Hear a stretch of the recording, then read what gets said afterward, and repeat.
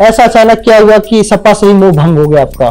देखिए, परिस्थितियां कभी कभी नई घटनाओं की जननी होती है। लेकिन क्या कारण था कि स्वामी प्रसाद एक के बाद एक नए बयान देते थे। उन्होंने भगवान हिंदू देवी देवताओं के जितने देवी देवता हैं उनके बारे में शब्दों का प्रयोग किया। इसी सपा पे तो आरोप लगता रहा कि वो कार्यसेवकों पे उन्होंने गोली चलाई। उस समय आपकी राम भावना, हिंदुत्व की भावना नहीं ठेस पहुंची? एक सनातनी होने के नाते, एक हिंदू होने के नाते निश्चित रूप से हम सबको इसके लिए कष्ट है, दुख है। सब कुछ सही चल रहा था, सपा में नंबर 2 के आप थे, नंबर दूसरे पे आप मुख्य सचेतक बनाया गया था। ऐसा क्या हो गया? और जबकि 2022 विधानसभा चुनाव के दौरान आप सपा में लोगों को जोड़ रहे थे, उसकी जिम्मेदारी आप ही के पास थी, और ऐसा अचानक क्या हुआ कि सपा से ही मोह भंग हो गया आपका? देखिए, परिस्थितियां कभी कभी नई घटनाओं की जननी होती है। इसमें कोई दो राय नहीं कि मैं 1993 से समाजवादी पार्टी में रहा हूं और समाजवादी पार्टी के विभिन्न महत्वपूर्ण पदों पर भी हमें काम करने का मौका मिला है। लेकिन हम सब राजनीति में आए हैं तो राजनीति को व्यवसाय मान करके नहीं आए। ये हमारे जीवोपार्जन का साधन नहीं है। राजनीति, पद और प्रतिष्ठा हम सबके लिए सेवा, सम्मान और तमाम ऐसे लोगों को जिन्हें किन्हीं कारणों से अभी अधिकार नहीं मिल पाया, उनको अधिकार दिलाने का प्लेटफॉर्म हो सकता है। लेकिन राजनीति हमारे लिए जीवोपार्जन का साधन नहीं है।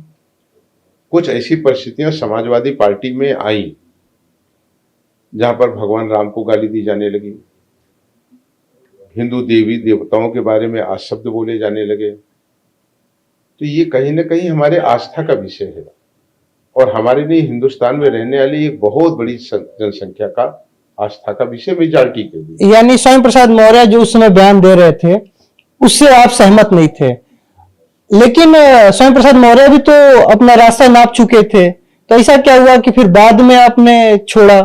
नहीं, तो ऐसे लोग आते ही कहीं पर क्यों लाग लगाने के लिए हैं? उनके रास्ते कुछ कोई नहीं होते, क्योंकि वो रास्ते को खराब करने के लिए आते हैं। उसमें भी दल को हमने चिताया, अपने राष्ट्रीय नेतृत्व का से भी हमारी लगातार कई बार इस विषय पर गंभीर चर्चा हुई। लेकिन क्या कारण था कि स्वामी प्रसाद एक के बाद एक नए बयान देते थे। उन्होंने न केवल भगवान प्रभु राम के लिए बल्कि उन्होंने भगवान हिंदू देवी देवताओं के जितने देवी देवता हैं उनके बारे में शब्दों का प्रयोग किया और एक बयान के बाद लगातार वो आगे बढ़ते चले गए। इसको हम प्रोत्साहन माने कि क्या माने? जब उन्होंने भगवान राम को गाली दिया तो राष्ट्रीय महासचिव बना दिए गए। जब उन्होंने रामचरितमानस को जलवाया तो विधान परिषद के सदस्य बना दिए गए। एक बुरी तरीके से इस लोकतंत्र में हारा हुआ व्यक्ति, जिसे इस लोकतंत्र में जिसका मूल्यांकन जनता करती है, जनता ने जिसे धूल दूषित करने का काम किया हो, क्या कारण था कि लगातार उसको पद और प्रतिष्ठा बढ़ाई जाती रही? इसी सपा पे तो आरोप लगता रहा कि वो कार्यसेवकों पे उन्होंने गोली चलाई। उस समय आपकी राम भावना, हिंदुत्व की भावना नहीं ठेस पहुंची? सवाल अलग अलग परिस्थितियां और अलग अलग चीजों को होती है। राम जन्मभूमि पर जो हुआ, एक सनातनी होने के नाते, एक हिंदू होने के नाते निश्चित रूप से हम सबको इसके लिए कष्ट है, दुख है। लेकिन वो एक घटना थी। घटना और प्रायोजित रूप से एक साजिशन कुछ बोलना, दोनों में बहुत अंतर होता है।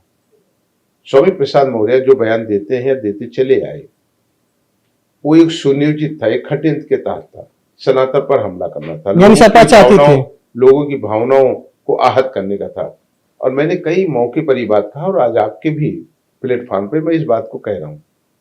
मनोज पांडे राजनीति में आए हैं, हमारा आस्था भी है।